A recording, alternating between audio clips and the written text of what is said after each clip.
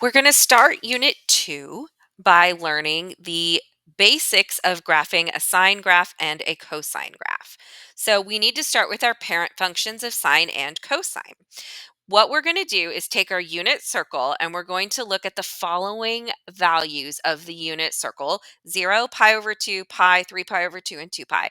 Then we're going to find the sine of each one of those. Remember, these are all of the ones that are on our x-axis and our y-axis. That's what all of these angles are. So we've built a table using our unit circle of x and y values. Now, the first thing you're going to notice when we start to graph sine and cosine, we're so used to graphing things where the x-axis is labeled 1, 2, 3, 4, 5. But when we're graphing sine and cosine, the x values that we're putting in are not 1, 2, 3, 4, 5. The x values that we're plugging in are multiples of pi over 2. So we're actually going to start by numbering the x-axis by pi over 2's. So 0, 1 pi over 2, 2 pi over 2, or pi, 3 pi over 2, and 4 pi over 2, which is 2 pi, are going to be the x values. So we're marking our x-axis in units of pi over 2. Then if we look, when x is 0, sine of 0 is 0, sine of pi over 2 is 1, sine of pi is 0, sine of 3 pi over 2 is -1, and sine of 2 pi, we're back to the 0, and we're finishing that unit circle. So you can see we start with like a middle point, and then we can fill in the rest of these with this wave, which we call the sine wave. Now, this was one trip around the unit circle. And if we look at a unit circle, remember, we can keep going, right? We don't have to stop at 2 pi. We could go another pi over 2 and go to 5 pi over 2 and then 6 pi over 2 and then 7 pi over 2 and keep going forever and ever and ever with as many of these values as we want. And when we do this, we get this picture. So this is the same as what we saw before. This is a sine graph. But when we look at this sine graph, what we should notice is that, look, it starts at 0, then at pi over 2 it's 1, at 0 at pi it's 0, at 3 pi over 2 it's -1, and at 2 pi it's 0, but then it repeats. So it goes middle, high point, middle point, low point, middle point, high point, middle point, low point, and on and on and on. And it just keeps repeating and repeating and repeating the same pattern. A pattern that repeats itself over and over and over again like this is called a periodic function. So sine of x is our first big periodic function.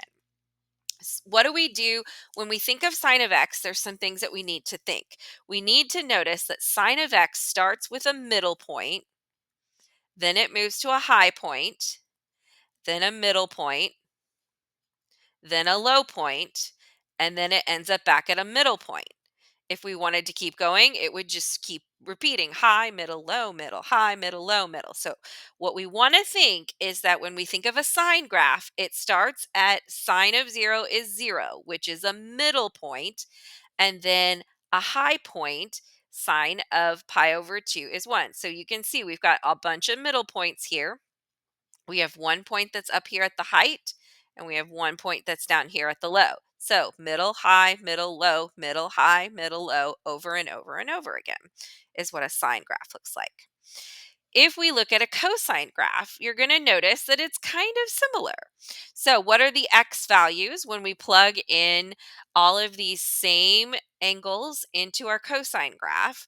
Well, we're going to see again that we're labeling the x-axis by multiples of pi over 2.